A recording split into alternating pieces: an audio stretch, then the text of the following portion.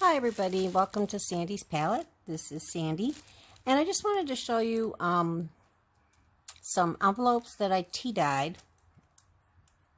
I've seen a lot of different approaches on how people do their envelopes, and a lot use coffee, tea, and they use a spray bottle, spray it on, and then let it dry. The ones I've seen, it's more splotches of the coffee or tea stain. It's not the complete envelope and doesn't really have the real vintage aged look that I was looking for, like when I do my coffee dyed papers.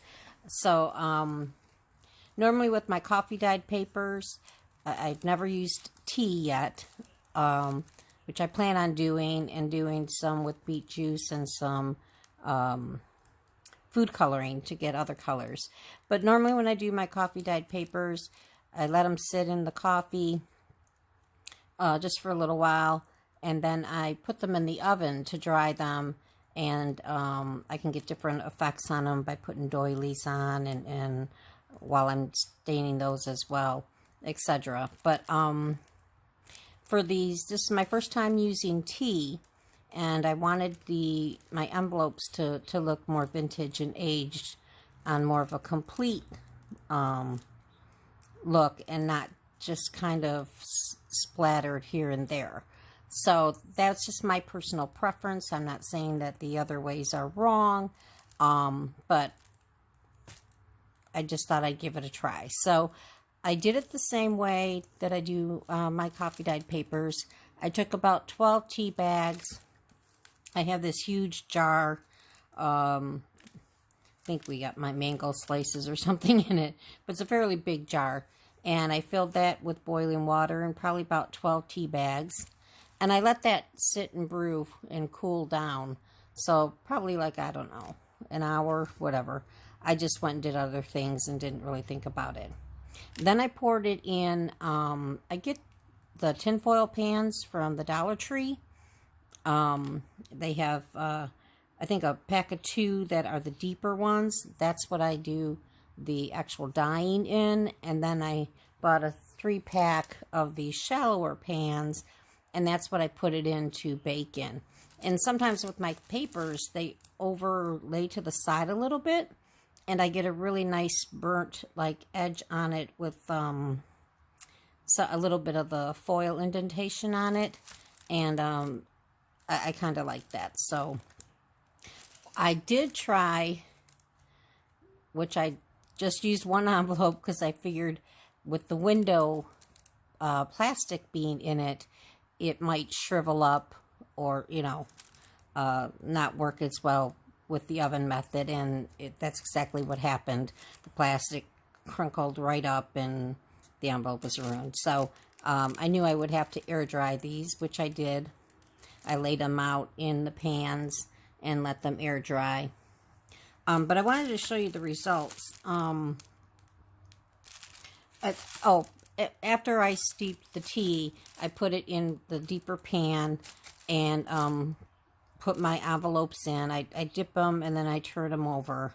And I did that for all of these. And then I just put the tea bags on top of the papers to kind of weigh them down to make sure they were totally submerged in the tea. And I let them soak. Actually, I usually only let my coffee paper soak for about 15 minutes or so, and then I start pulling. I turn the pile over and work with the ones that were put in there first because they've been in there the longest, and then I start pulling them out and baking them. This side I didn't flip them, and I left it in there, I don't know, because I started crafting and doing other things, and they were probably in there for a good couple hours, but I don't think you need to have them in there that long. It, I guess, depends on how dark you want your envelopes to look. But then I pulled them out, layered them in those shallow pans, and I put them by the window because we've had rain. The weather's not that great, and I didn't hang them outside or anything like that. But we had a nice breeze coming in the window, and I just let them stay there overnight, and they were dry by morning. And Normally I iron my coffee dyed papers to get them nice and flat. With the plastic again, I didn't do that. So I did what a lot of other people do with their paper, their coffee dyed papers or whatever they use to dye them with.